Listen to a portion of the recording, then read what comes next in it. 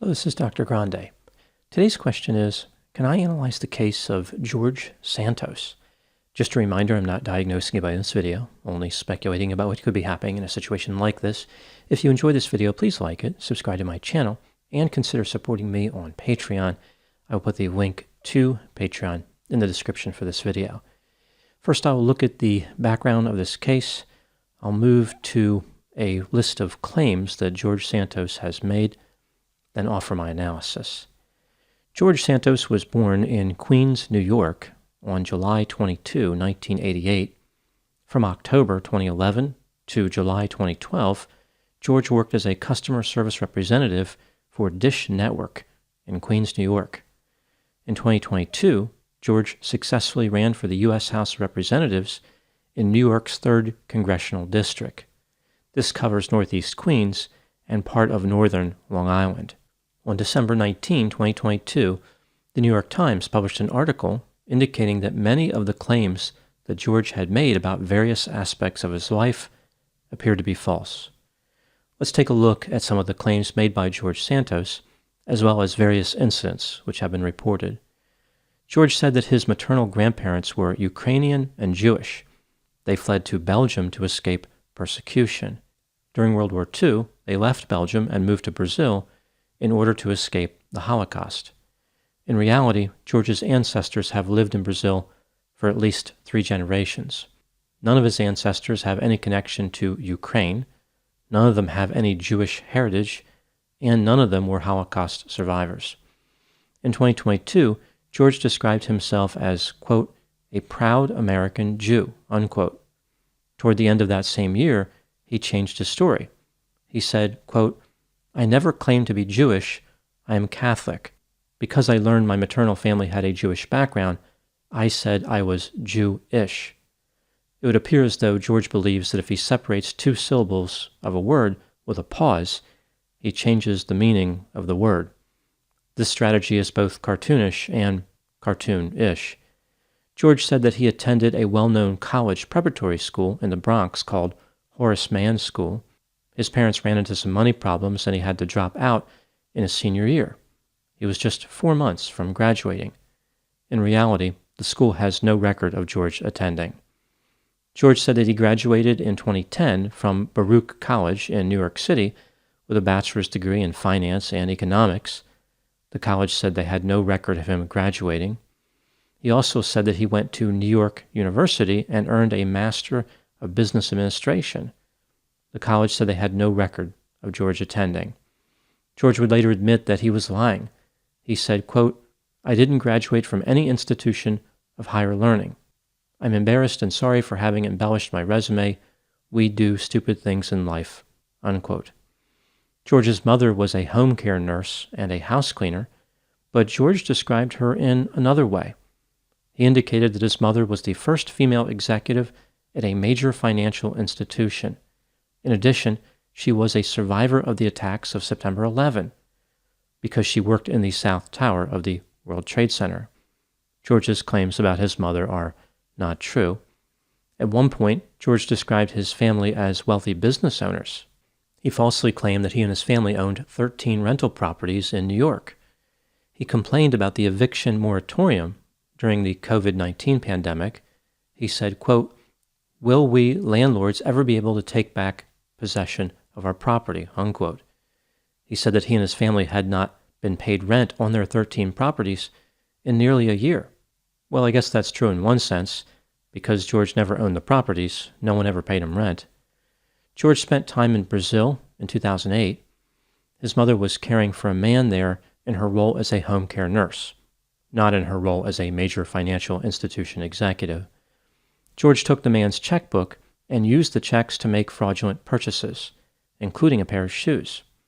2 years later, he confessed to the crime. Later, he was charged, but he never showed up to court. The authorities in Brazil said that the case is unresolved. George had a different story. He said, quote, I am not a criminal here, not here or in Brazil or any jurisdiction in the world. Absolutely not. That didn't happen, unquote. Technically, he is correct, as he was never convicted. In 2013, an acquaintance allowed George to borrow several $1,000s. George refused to pay him back. A judge later ordered him to pay the money back with interest, but George did not do it. George said he operated an animal rescue charity from 2013 to 2018.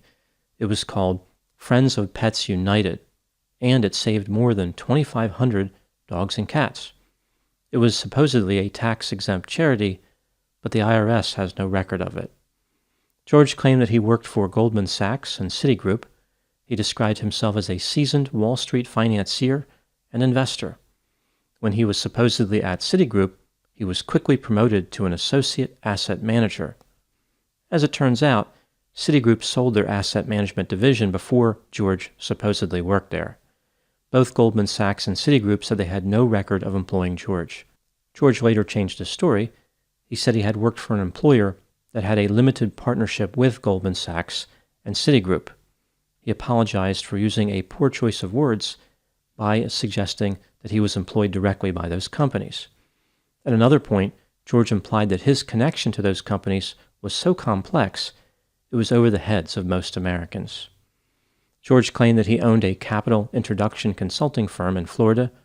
The firm supposedly managed $80 million in assets. Unlike many aspects of George's stories, this company did technically exist. It was dissolved in 2022 because it did not file annual reports. It seems unlikely that it ever managed $80 million in assets, but again, it was technically a real company. On December 20, 2022, one day after the New York Times article came out, George re-registered the company in Florida. George claimed that 4 of the 49 victims of the Pulse nightclub shooting in Orlando, Florida, were employees of his company. Later, he changed his story, saying that the 4 people were in the process of being hired for a company he was starting in Orlando. George has run into some difficulties with landlords in the past, like he did not pay his rent. In November 2015, a landlord in Queens filed an eviction suit which accused George of owing over $2,000. In May of 2017, George was evicted from another apartment in Queens. He was fined over $12,000 in a civil judgment.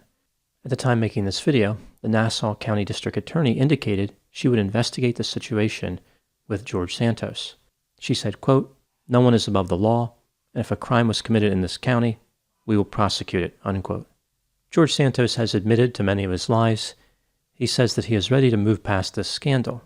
He also minimized his wrongdoing by saying, quote, "I'm not a fraud. I'm not a criminal who defrauded the entire country and made up this fictional character and ran for Congress," unquote. I think that George should have reworded that.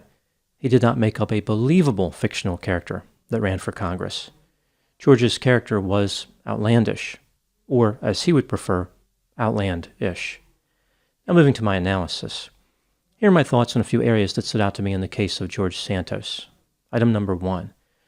Often when people are trying to promote themselves, they tell relatively small lies about a restricted number of topics. A few examples.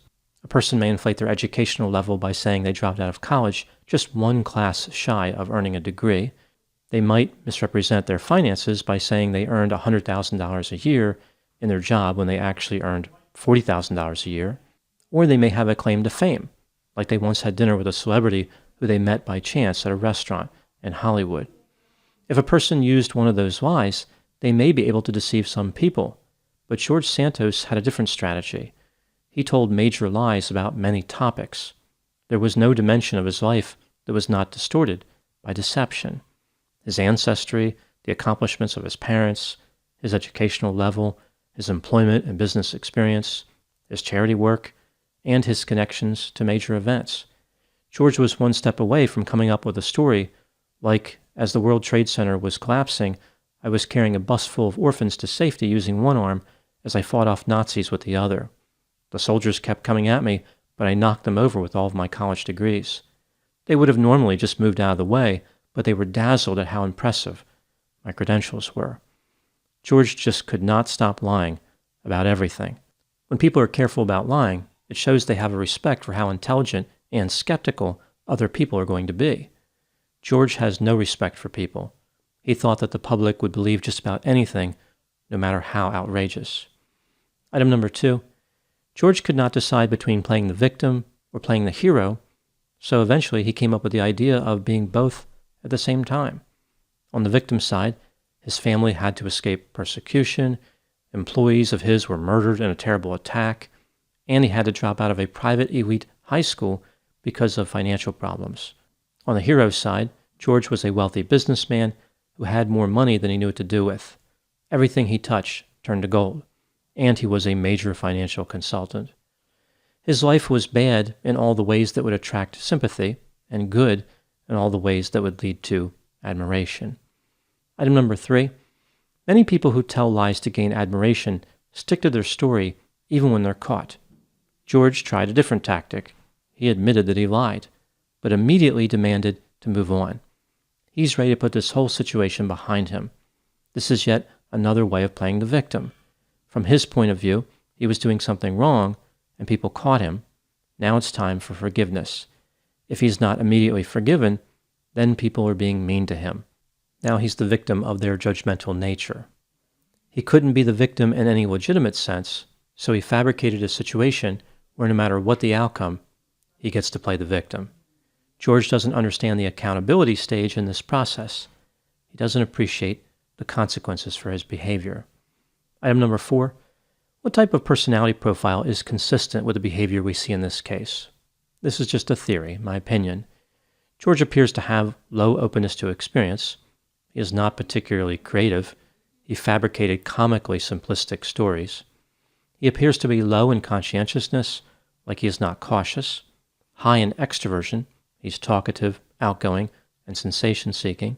He appears to have a mid-range to low level of agreeableness. He is not modest or straightforward. And he appears to have mid-range neuroticism. He can't resist temptation, but he is also calm under pressure. So we see some indications of high neuroticism and low neuroticism. So again, I would go at mid-range overall. Most of the pressure that he is calm under was created by his own actions, but it is pressure nonetheless. George Santos appears to be manipulative, deceptive, and arrogant. He has a need for admiration, a sense of entitlement, and a strong desire to be recognized as special. These characteristics align with narcissism. Now moving to my final thoughts. Many people who want to be admired try to accomplish tasks to achieve that goal. For them, it's important not only to have the admiration, but to earn the admiration. People like this may be generous, work hard in school, or try to develop some type of special skill. Other people believe that they can beat the system. They don't really care about accomplishing anything. They just want the admiration. They can feel satisfied living life as a fraud, as long as they can deceive people into believing the opposite. George Santos appears to fall into this category. I guess the good news for George is that no one will ever consider him foolish. Rather, he will be thought of as foolish. Those are my thoughts on the case of George Santos. Please put any opinions and thoughts in the comment section. They always generate an interesting dialogue. As always, I hope you found my analysis of this topic to be informative. Thanks for watching.